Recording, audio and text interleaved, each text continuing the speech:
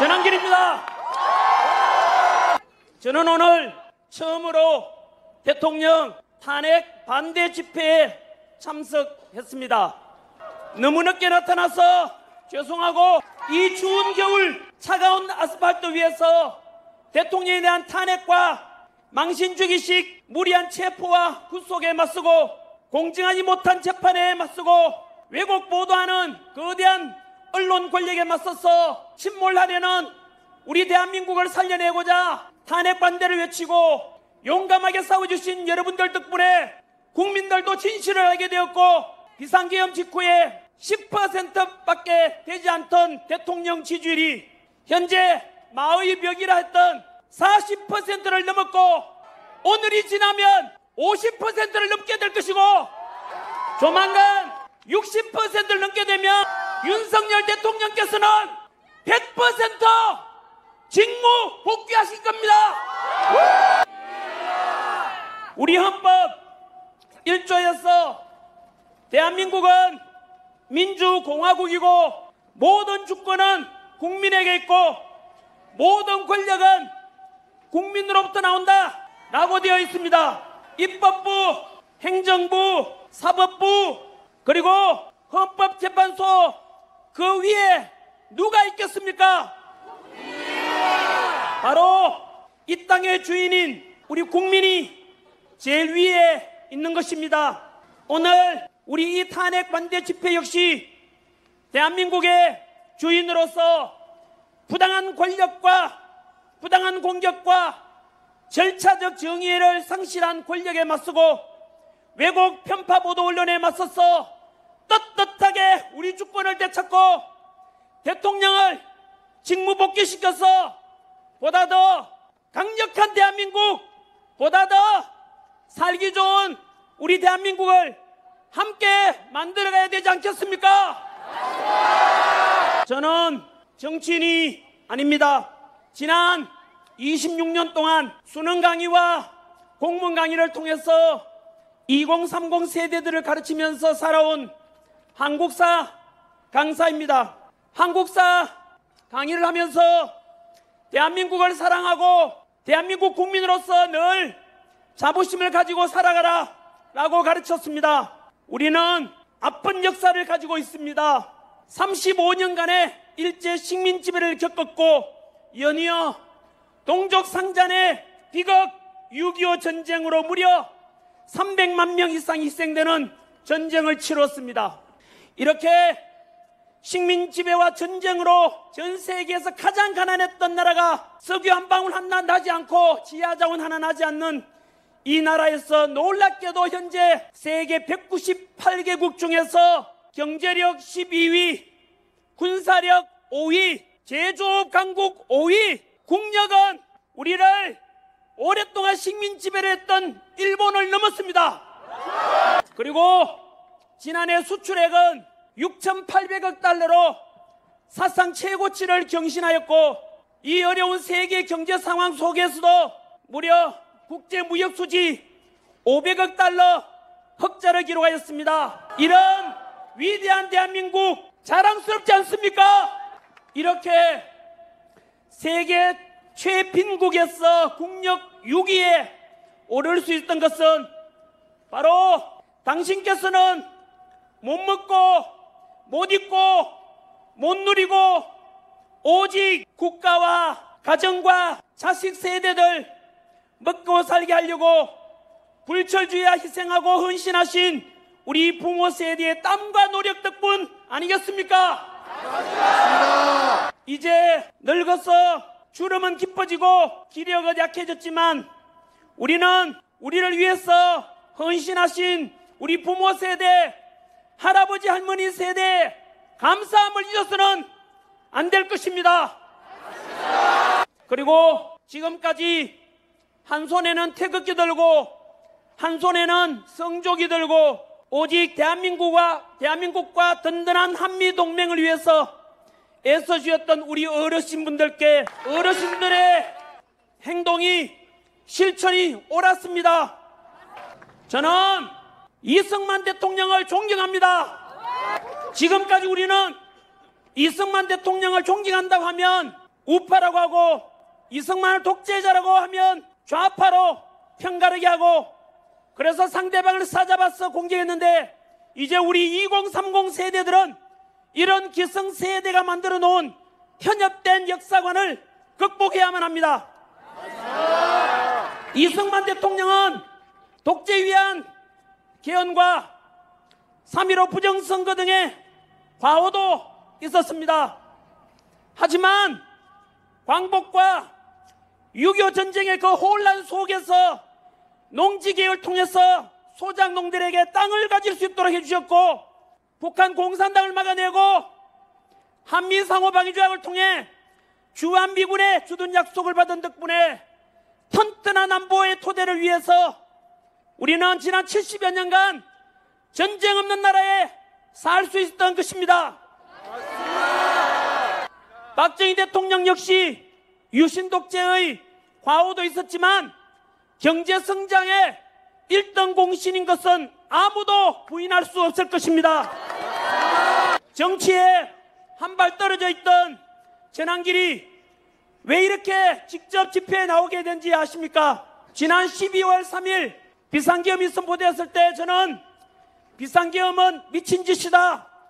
21세기 선진 대한민국에서 무슨 비상계엄이냐고 비판하는 영상도 올렸습니다. 하지만 탄핵 전국 50여일을 지나면서 몰랐던 사실들이 많이 드러났습니다. 도대체 왜 대통령이 비상계엄을 선포했는지 그 이유와 전후 과정을 통해서 실체를 알게 되었습니다. 우리 현대사에서 거대 야당의 입법 폭주와 함께 무려 29차례의 탄핵으로 결국 대통령도 탄핵되고 국무총리도 탄핵되고 범죄자를 수사하겠다는 중앙지검장과 검찰도 탄핵시켰고 부정을 감시하는 감사원장도 탄핵. 결국 지금 대한민국은 안보 책임자인 국방부 장관도 없고 치안과 안전 책임자인 행안부 장관과 경찰청장도 없습니다. 이런 시국에 대행의 대행마저도 말 안 들으면 또 탄핵하겠다고 협박하고 있는 상황입니다. 이런 상황을 지켜보고 있는 모든 국민들은 어떻게 분노하지 않을 수 있겠습니까? 뿐만 아니라 비상계엄의 이유 중 하나 야당의 일방적인 2025년 예산안 삭감 들여다보면 경악을 금치 못합니다. 대통령 특활비 82억 원 이 예산을 영원으로 만들었습니다. 조폭과 범죄자 잡는 검찰의 경비 587억 원도 빵원으로 만들었습니다. 마약 사범 잡고 치안 활동하라는 경찰의 경비 31억 원도 전액 삭감해서 빵원 만들었습니다. 옆에 우리 지켜주시는 경찰분들 보고 계십니까?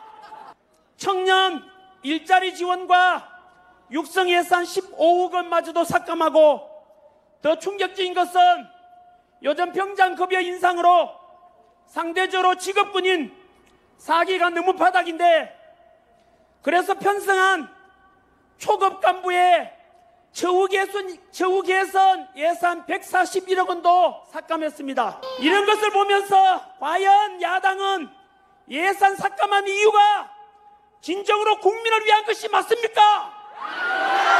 아니 이렇게 대통령 경비 82억 원 전액을 삭감해서 빵원으로 만들어버린다는 것은 가정으로 치면 돈 하나도 안 주고 집안 살림 살아라 그것도 살기 싫으면 그냥 집 나가라는 것과 무엇이 다르겠습니까?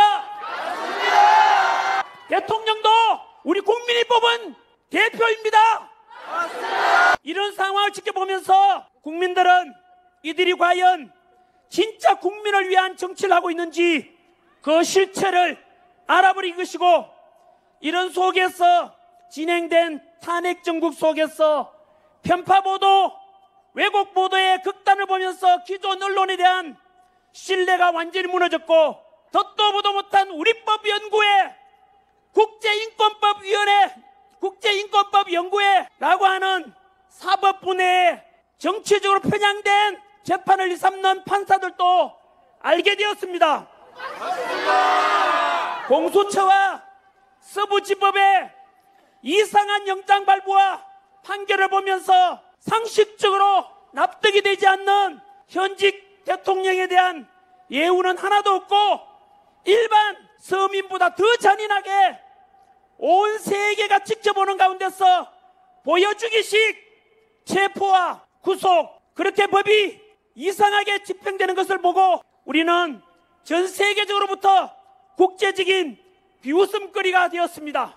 이들의 행태를 통해서 다시 한 번 더 그들의 본질도 알게 되었습니다. 그들은 공정한 법 집행보다는 오직 자신들의 이익을 위한다는 것을 알게 되었고, 그 와중에 다들 아시다시피 용산 대통령 관저 체포가 진행될 때 관저 밖에는 양쪽 시민들이 극단적으로 대치하고 있었고, 관저 입구에는 공수처 지시를 받은 경찰과 경호처 함께 무력 충돌 직전까지 대치하던 때 절대로 우리 국민을 다치게 할 수는 없다. 경찰도 경호처도 모두 우리 소중한 우리 국민인데 차라리 내가 잡혀가겠다. 이렇게 윤석열 대통령께서는 본인 스스로 희생을 선택했습니다. 저는 그때서야 진정으로 누가 대한민국을 사랑하는 사람인지, 누가 더 국민을 진정으로 사랑하고 있는지, 누가 더 스스로 더 희생하려고 하는지 정확히 진실을 알게 되었습니다. 대통령께서 우리를 사랑한다면 우리 역시 사랑으로, 대통령에 대한 사랑으로 보답해야 되지 않겠습니까? 우리 갇혀 계신 윤석열 대한민국 대통령님, 대통령님을 사랑하고 응원하는 목소리 들리십니까? 윤석열 대통령님 힘내십시오. 우리가 있습니다. 대한민국 모든 국민들이 윤석열 대통령을 기다리고 있습니다. 응원합니다. 요즘 어떤 사람들은 비상계엄을 계몽령이라고 부르는 사람들이 있습니다. 비상계엄과 대통령 탄핵 후 야당에서는 내란이라고 하고, 대통령께서는 그에 맞서 입법 독주와 행정부를 마비시키고 29회의 탄핵과 일방적인 예산 삭감, 이러한 국회의 폐악질을 국민에게 호소하고자 선포한 합법적인 계엄이라고 맞서고 있습니다. 그런데 저는 법적으로는 전문가가 아니어서 자세히는 모르겠지만 상식선에서 한번 생각해보면 역사적으로 왕이 통치하던 시대에도 그렇고 현대사에 와서 대통령이 통치하는 시대에서도 대통령이 내란을 일으켰다, 그런 역사는 사례가 없습니다. 계엄군 동원도 3만 5천 명이 동원되었던 5.16 군사정변, 2만여 명이 동원되었던 12.12 사태 등과 비교해봤을 때 10분의 1이 아니라 100분의 1밖에 안 되는 인원이라서 국회를 장악하려면 최소 수천 명은 동원돼야 할 텐데 기껏 국회의원 수보다 더 적은 280명, 선관위에 297명이 동원되었고 거기다가 실탄도 장전되어 있지 않았습니다. 그리고 계엄 선포 후 불과 2시간 만에 대통령은 국회의 계엄 해제 요구에 따라서, 의결에 따라서 당연히 법을 따라야 한다면서 6시간 만에 비상계엄은 없어졌습니다. 아마도 일찍 잠든 분들은 자고 일어나 보니 뉴스 보니까 간밤에 계엄과 계엄의 시작과 끝이 모두 난 상태라는 것을 알게 됐을 겁니다. 저는 앞에 수많은 사례들을 통해서도 분명히 우리 국민들은 그동안 수면 밑에서 감추어졌던 엄밀하고 또 우리가 무시고 넘겼던 것들이 이번 비상계엄 계기로 다 모든 것이 드러나면서 우리는 실체를 보게 되었고 진실을 보게 되었고 그래서 국민들이 지금 다시 일어났고 이 속에서 비상계엄 그리고 탄핵에 대한 찬성 집회들은 지금 반대 집회보다 인원이 없지 않습니까? 맞습니다. 국민 여러분, 탄핵 반대 목소리가 들리십니까? 맞습니다. 국민들이 이제 깨어났다는 뜻입니다. 맞습니다. 이러니까 계몽령이 저는 맞다고 생각합니다. 어느덧 이제는 헌법재판소의 시간이 다가왔습니다. 헌법재판소에 대해서 대한민국의 현재 가장 중대한 대통령 심판을 심판하는 기관이니까 모든 국민들은 헌재만 바라보고 있고 심판의 결과는 대한민국의 앞날에 너무나 큰 영향을 미칠 것입니다.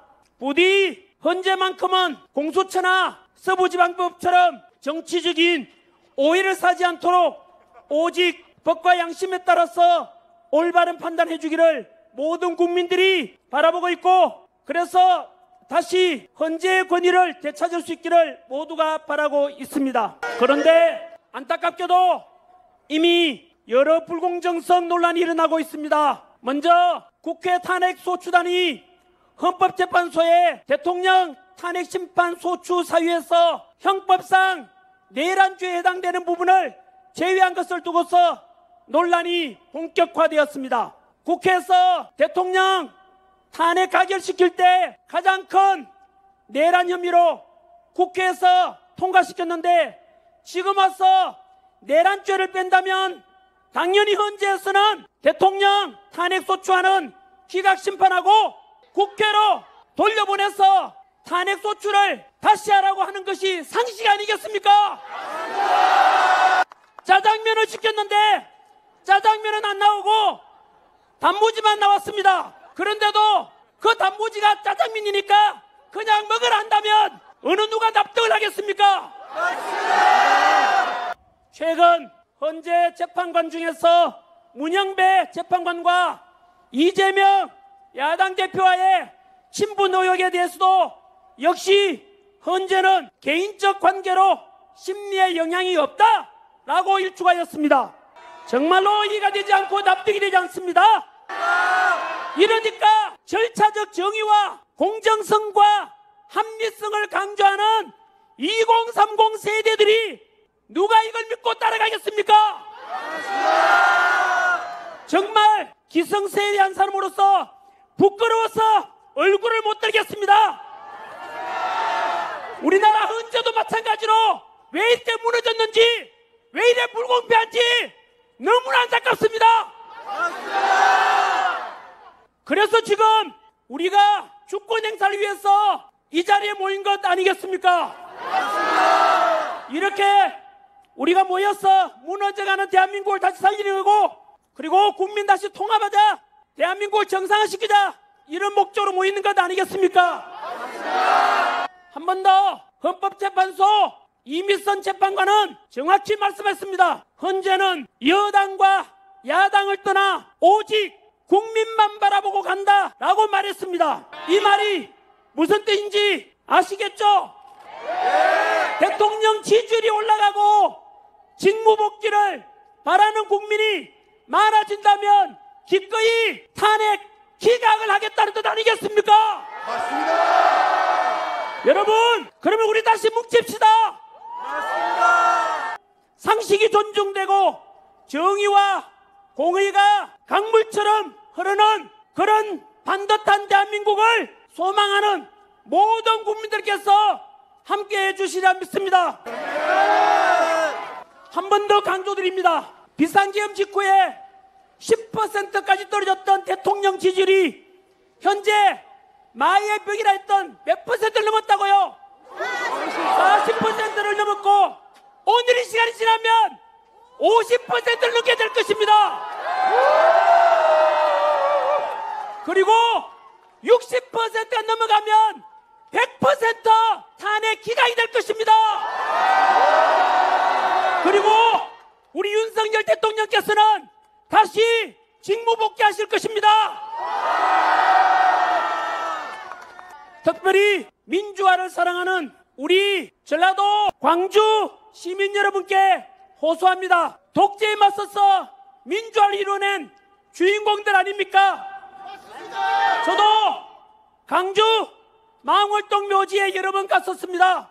5.18 광주 민주화운동 때 희생된 분들께 여러분들 덕분에, 희생 덕분에 지금의 대한민국 민주화가 앞당겨졌다라고 감사함을 잊지 않겠다라고 다짐했습니다. 전라도 우리 광주 시민 여러분, 지금 야당의 행태를 보십시오. 입법 독재와 일방적인 예선 삭감, 그리고 이로 인한 행정부를 마비시키고 대통령 탄핵과 29번의 탄핵, 이게 과연 민주적이고 말이 되는 이야기입니까? 그렇습니다. 거기다가 최근 들어와서 야당에 대한 지지율이 떨어지니까 그 여론조사하는 기관을 협박해서 이제 국민의 여론 눈과 귀마저도 가리려고 하고 있고, 카톡 검열이라는 현대사회에서 우리 민주화된 대한민국에서 상상도 할 수 없는 표현의 자유를 막고자 하는 것. 여러분, 최근에는 대통령께서 비상계엄에 선포하실 때 국회보다 우리 선관위에 더 많은 계엄군을 보냈지 않습니까? 다 합쳐도 기껏해가 얼마 안 됩니다. 아까 말씀드렸지 않습니까? 5.16 군사정변 때 3만 5천 명, 12.12 사태 때 2만여 명, 국회에 보내진 거, 우리 국회 얼마나 큽니까? 저게 기껏해서 280명, 100분의 1도 안 됩니다, 여러분. 선관위 297명 갔다 해도 마찬가지입니다, 여러분. 이게 무슨 내란입니까? 초등학생 수준만 되어도 판단이 될 겁니다. 상식적으로 생각해도 국회를 장악하고 헌정을 중단시키고자 한다면 수천 명은 최소한 국회에 보내야 되지 않겠습니까? 맞습니다. 여러분, 며칠 전에는 전한길도 마찬가지로 이러한 선관위의 부정선거에 대한 의혹, 그동안 음모론이다라고 했지만 실제로 제가 조사해보니까 너무나 많은 의혹과 의심을 살 만한 내용이 많았습니다. 놀랍게도 제가 선관위를 비판했는데 민주당에서 전한길을 고발했습니다. 한 번 더 말씀드립니다. 전한길은 선관위의 많은 의혹과 문제에 대해서 지적했는데 민주당에서 저를 고발했습니다. 이게 과연 대한민국에서, 선진화된 대한민국에서 과연 민주당이라 이런 말은 그 당에서 이런 짓을 할 수가 있습니까? 어떻게 국민들의 대상으로 카카오톡 검열하고 입틀막해서 표현의 자유마저도 막고자 하는 것 보면 이게 과연 진심으로 민주당 맞는지 의심스럽습니다. 그리고 70년대, 80년대, 우리 90년대 민주화 운동을 해오신 분들께 여쭙고 싶습니다. 우리가 독재에 맞서서 싸우고 이뤄낸 우리가 꿈꾸었던 민주화가 지금 민주당이 행하는 이런 모습 맞습니까? 표현의 자유를 말살하고 공정과 상식은 무너지고 꼼수와 반칙이 팽배해지는 모습 다 보고 있지 않습니까? 진정으로 그런 것을 원했다면 침묵하시고, 그렇지 않다면 민주화 운동했던 분들이 결국이라고 목소리를 내야 되지 않겠습니까? 이제 전국 교회에서 대학 교수님들도 각계 전문가분들께서도 이제 목소리 내십시오.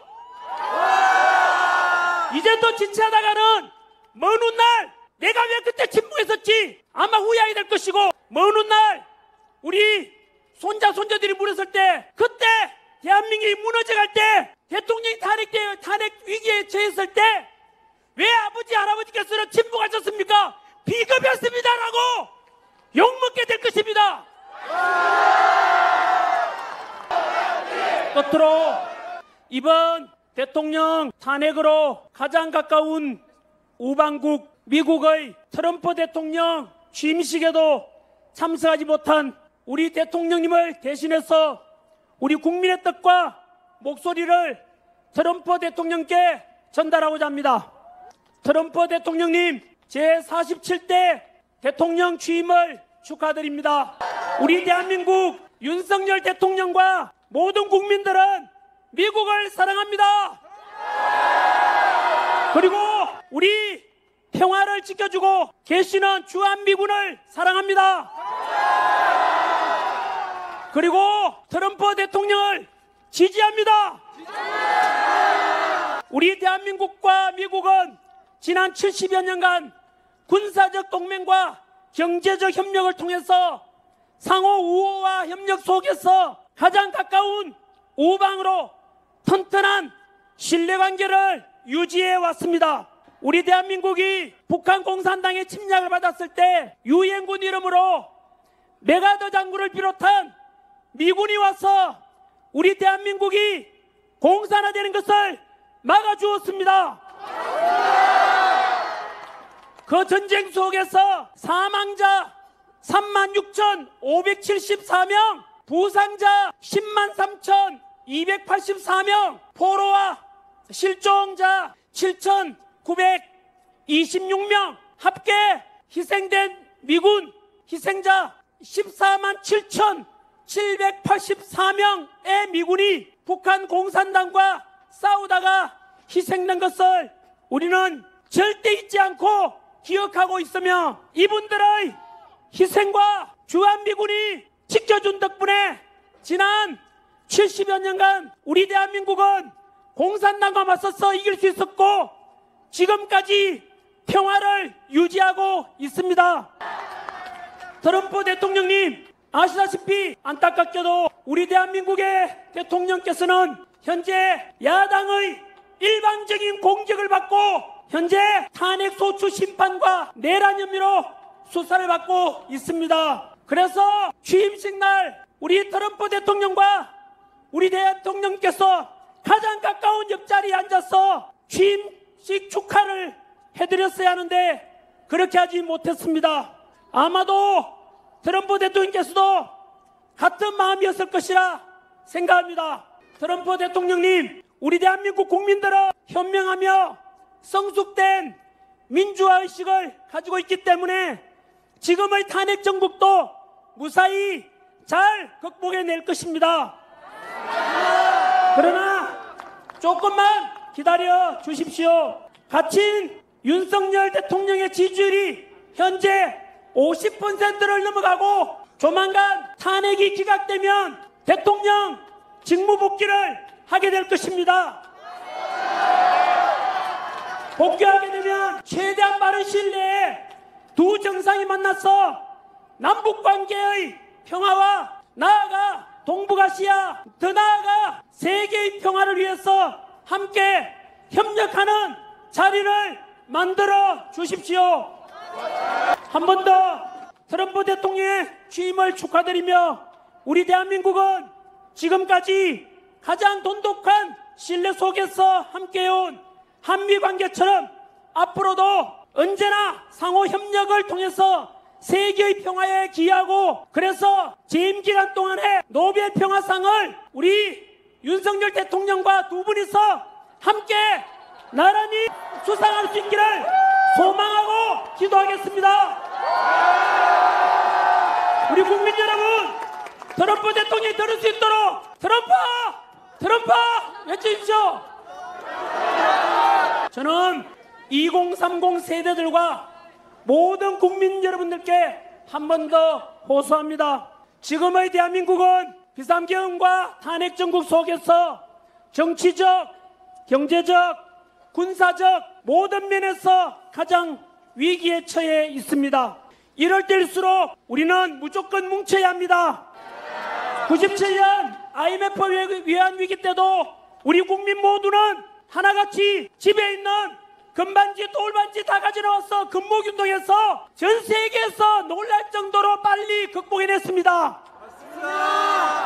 2002년 월드컵 때도 모든 국민이 하나가 되어서 응원하고 박수치고 함께 뭉쳤던 기억이 있을 것입니다. 우리 대한민국 국민들은 위대합니다. 다시 뭉칠 수 있고 다시 일어날 수 있습니다. 전 세계 국력 6위 이런 위대한 대한민국 국민들 다시 뭉쳐서 다시 한 번 더 일어나 봅시다. 기업하시는 분들 힘내십시오. 근로자 여러분들 힘내십시오. 대한민국 다시 일어날 것입니다. 그래서 다시 한 번 우리 허리띠 졸라매고 대통령 복귀하시면 다 함께 즐거운 마음으로 신바람 나게 대한민국 덩실덩실 춤을 추고 다시 한 번 더 뭉쳐봅시다. 여러분, 지역을 넘어 세대를 넘어 노사를 넘어 모두가 통합하고 남녀 모두 통합하고 한 번 더 뭉쳐봅시다. 우리 대한민국 국민들은 강합니다. 이번 어려움도 어떤 어려움도 극복해낼 것입니다. 끝으로 아까 말씀드렸던 좋은 말씀 한 번 더 전하겠습니다. 이 비상시국에서 침묵하시는 분들, 행동하지 않는 자의 양심은 악의 편이라는 말씀 꼭 기억해 주십시오. 감사합니다.